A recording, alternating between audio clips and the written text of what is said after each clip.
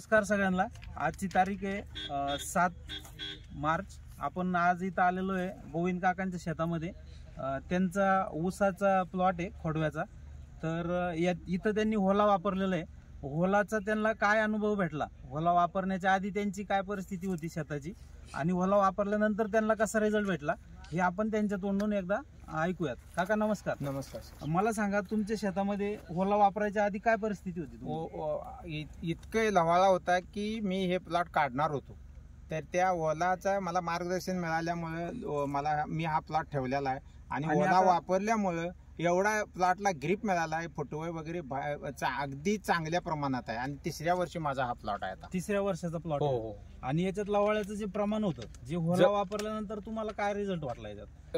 ओला वापरल्यानंतर एकदम म्हणजे आता नाही नाट असं झालेला आहे त्या एकदम तुम्हाला क्लिअर अगदी झालेला आहे। हो।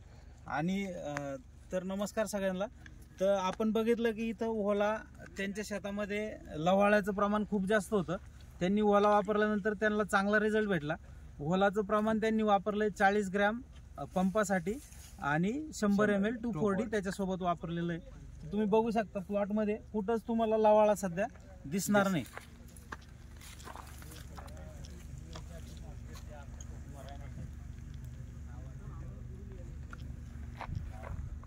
धन्यवाद काका, धन्यवाद होला वापरल्याबद्दल। तुम्ही शेतकऱ्यांना काय मेसेज देऊ इच्छिता याच्यातनं?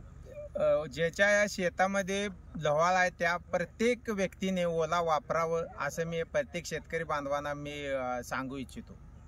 धन्यवाद।